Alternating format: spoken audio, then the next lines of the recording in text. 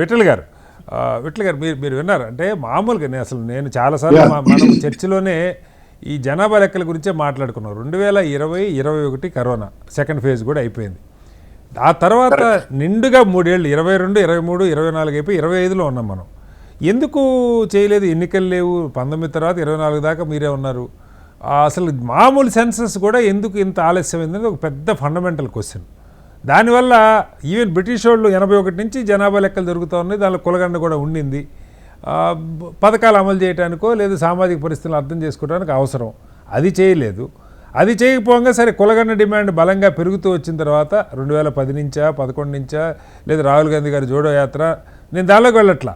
ఆ చర్చ వచ్చిన ప్రతి సందర్భంలో ఎవరు మాట్లాడినా ఇది తుగడే గ్యాంగ్ ఆలోచన, సమాజాన్ని ముక్కలు చేసే ఆలోచన. స్వయంగా మోడీ గారు మాట్లాడిన మాటలు, దేశంలో 4 కులాలు ఉన్నాయి, పేదలు, మహిళలు, యువకులు, రైతులు, ఇంక వేరే కులాలు లేవు, ఇది ముక్కలు చేయడానికి మతాల వారీగా కులాల వారీగా సమాజాన్ని విభజించడానికి కుట్రని చాలా బలంగా ఎన్నికల్లో మాట్లాడారు. సందర్భం అది, ప్రతి ఎన్నికల్లో అది మాట్లాడారు. ఇవాళ కారణం ఏంటో తెలియదు కానీ, అది బీహార్ ఎన్నికల బాబురావు గారు అన్నట్టు మరొకటో తెలియదు కానీ ఇవాళ ఈ నిర్ణయం తీసుకున్నట్టు కనపడుతుంది. బట్ దానికి ఫుల్ స్టాప్ ఎప్పటికీ కంప్లీట్ అవుతుంది, ఆ సమాచారం ఎప్పటికి బయటికి వస్తుంది, ఎప్పుడు మొదలు పెడతారు? ఇవరు ఖర్గే గారితో సహా అదే అడుగుతున్నారు. సార్ ఏంటి అసలు దీని ఆలోచన ఎందుకు వచ్చింది? ఇది చేయాలన్న ఆలోచన వద్దన్న వాళ్ళు ఎందుకు చేయడానికి పూనుకున్నారు? ఎప్పుడు మొదలు పెడతారు? ఎప్పుడు పూర్తి చేస్తారు? డేటా సమాజానికి ఎప్పుడు ఇస్తారు? సార్ అక్కడ మీకు అక్కడ ఉన్నటువంటి ఇద్దరు ప్యానల్ మెంబర్స్ కూడా అండ్ వీక్షకులు కూడా గుడ్ ఈవినింగ్ తెలియజేస్తూ, డెఫినెట్ గా ఇవాళ అన్ని రాజకీయ పార్టీలు కులగణ నిర్ణయాన్ని, ఒక చారిత్రక నిర్ణయాన్ని స్వాగతిస్తున్నందుకు సంతోషమే.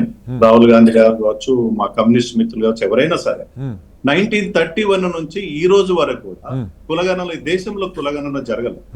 బీజేపీ కులగణనకు వ్యతిరేకంగా ఎప్పుడు లేదు సార్.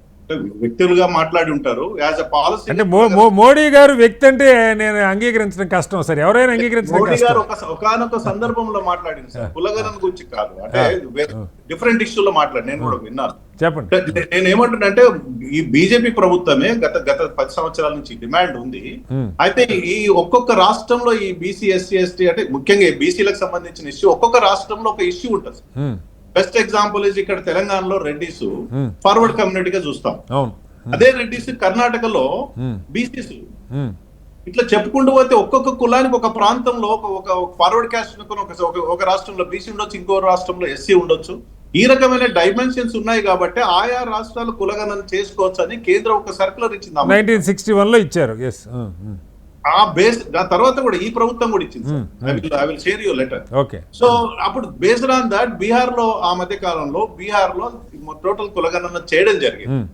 ఆ కులగణనకు పైనటువంటి మెథడాలజీని క్వశ్చన్ చేయడం ద్వారా హైకోర్టులో దాన్ని స్టే చేశారు. యాక్చువల్గా ఇక్కడ కూడా ఇప్పుడు తెలంగాణలో కూడా ఎవరైనా కోర్టుకు పోతే స్టే వస్తుంది. ఎందుకంటే ఇక్కడ తెలంగాణలో కులగణన చేసింది బీసీ కమిషన్ కాదు, బీసీ కమిషన్ చేయాలి జనరల్ గా. మిగతా ఒక ప్లానింగ్ డిపార్ట్మెంట్ చేయడం ద్వారా దానికి శాంటిటీ ఉండదని చెప్పేసి కొట్టేసే అవకాశం లేదు. ఎనివో తెలంగాణలో దాన్ని చేశారు, బయట పెట్టారు, కర్ణాటకలో చేశారు, దాన్ని బయటికి తీసుకురాలేదు వాళ్ళ కాంగ్రెస్ ప్రభుత్వమే. ఇవాళ దేశవ్యాప్తంగా ఒక డిమాండ్ ఉంది కాబట్టి భారతీయ జనతా పార్టీ ఒక కీలకమైన నిర్ణయం తీసుకొని సెన్సస్ తో పాటు ఇప్పుడు చాలా మంది మిత్రులు ఎప్పుడు పూర్తి చేస్తారు, ఏ రకంగా చేస్తారని అడుగుతా ఉన్నటువంటి ఒకే సమాధానం ఏంటంటే ఈ కులగణన అనేది సెన్సస్ తో పాటు చేస్తారు, విడిగా చేయడానికి వీల్లేదు.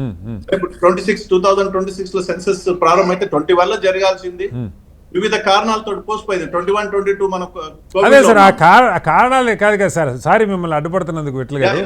2020-21 సెకండ్ ఫేజ్ తో సహా 21లో 22, 23, 24 3 నిండు సంవత్సరాలు రెగ్యులర్ గా జరిగే జనగణన, టెక్నాలజీ లేని రోజుల్లో జరిగిన జనగణన. ఇవాళ ఇంత టెక్నాలజీ ల్యాప్టాప్లు ఐప్యాడ్లు ఉన్న రోజుల్లో మీకు ఎందుకు దాన్ని మొదలు పెట్టడానికి ఇన్ని సంవత్సరాలు పట్టింది? నేను అదే చెప్పబోతున్నా సార్. 2022 వరకు కోవిడ్ వాతావరణంలో ఉన్న మొత్తం దేశం అంతా. 23లో అనేక రాష్ట్రాల్లో ఎలక్షన్స్ వచ్చినాయి, జనరల్ ఎలక్షన్స్ వచ్చినాయి, రకరకాల ఎలక్షన్స్ రావడం జరిగింది. దాదాపు 10-15 రాష్ట్రాల ఎన్నికలు జరిగింది. 24లో దేశవ్యాప్తంగా సారస్వతికి ఎన్నికలు జరిగినాయి 2024లో. సో ఈ పరిస్థితులు కొంత డిలే అయింది డెఫినెట్ గా. ఇప్పుడు డిలే అయినటువంటి వార్త 2026 సెప్టెంబర్ 2026 కూడా I think this year September లోనే సెన్సస్ ప్రారంభమవుతుంది. సెన్సస్ తో పాటు కులగణన ఉంటుంది. చాలా మంది మిత్రులకు అర్థం కాని ఇది విడివిడిగా చేస్తారా, ఎప్పుడు చేస్తారు, చేస్తే టైం బౌండ్ ఏందని.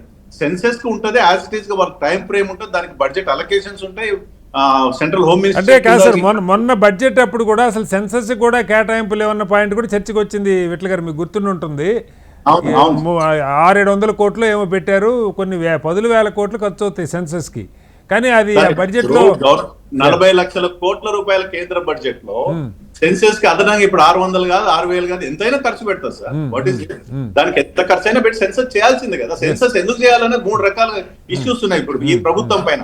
ఒకటి ఏంటంటే ఇప్పుడు మహిళా రిజర్వేషన్స్ ని డీలిమిటేషన్ చేయాల్సి ఉంటుంది. చాలా రాష్ట్రం ఈవెన్ తెలంగాణ, ఆంధ్రప్రదేశ్ లో కూడా డీలిమిటేషన్ చేయాలి. ఏ ప్రాతిపదిక చేయాలి? పార్లమెంట్ డీలిమిటేషన్ చర్చ జరుగుతుంది, కేంద్రం ఎప్పుడు చెప్పలే ఇంతవరకు. పార్లమెంట్ డీల్ ఇప్పుడు సౌత్ స్టేట్స్ ముఖ్యంగా తమిళనాడు ఒక అడుగు ముందుకేసి మమ్మల్ని అన్యాయం చేస్తున్నారు అన్నటువంటి జనాప్రాతిపదిక చేసి మాకు అన్యాయం జరుగుతుంది. ఈ చర్చలన్నిటికీ సమాధానం ఏంటంటే డెఫినెట్ గా 100% సెన్సస్ రావాలి. సెన్సస్ తో పాటు కులగణన ఉంటుంది. ఇప్పుడు అదనంగా ఒక కాలం ఉంటుంది, ఎస్సీ ఎస్టీలకు వాళ్ళ కాలం ఉంది తప్ప ఇంతవరకు బీసీలకు లేదు. బీసీలకు కదా ఫార్వర్డ్, ఇంకా ఈవెన్ అడ్వాన్స్ ఫార్వర్డ్ కమ్యూనిటీ కూడా లేదు. కేంద్ర ప్రభుత్వం 10% రిజర్వేషన్ ఇచ్చింది సార్ దేశవ్యాప్తంగా, అంటే ఈబీసీ ఈడబ్ల్యూఎస్ కింద. దాన్ని క్వశ్చన్ చేస్తున్నారు చాలా మంది. దేశవ్యాప్తంగా ఈడబ్ల్యూఎస్ 10% ఉన్నారా? ఇవి తెలంగాణలో 6% ఉంటే 10% ఎట్లా ఇస్తారు? ఇంకో రాష్ట్రంలో 6%. ఇవన్నిటి కూడా ఆన్సర్స్ అన్నిటికీ సమాధానం ఏంటంటే దేశవ్యాప్తంగా సెన్సస్ తో పాటు కులగణన చేయడం ద్వారా బీసీలు ఎంత, ఎస్సీలు ఎంత, ఓసీలు ఎంత, లేదా బీసీల సబ్ క్యాస్ట్లు ఎంత మంది. కరెక్టే కాదు సార్, మీరు చేయకపోవటం ఒక పార్ట్ అయితే చేసిన వాళ్ళని ఇప్పటిదాకా ఎగతాళి చేయటం, సరిగా చేయలేదని, అసలు చేసిన దానిలో కుట్ర ఉందని మాట్లాడారు. శ్రీనివాస్ సార్ ఒకటే మాట్లాడు, నేను రాహుల్ అంటే మా కాంగ్రెస్ మిత్రులకి అడుగుతా, 60 సంవత్సరాలు ఈ దేశాన్ని పరిపాలించి ఏ రోజు కులగణన ఎందుకు గుర్తుకు రాలేదు? రాహుల్ గాంధీకి ఎందుకు గుర్తుకొచ్చింది? సోనియా గాంధీకి ఎందుకు గుర్తుకు రాలేదు? మన్మోహన్ సింగ్ ఎందుకు గుర్తుకు రాలేదు? నెహ్రూ గారికి ఎందుకు గుర్తుకు రాలేదు? రాజీవ్ గాంధీకి ఎందుకు గుర్తుకు రాలేదు? పివి నరసింహరావు ఎందుకు గుర్తుకు రాలేదు? రాహుల్ గాంధీకి ఎందుకు గుర్తుకొచ్చింది?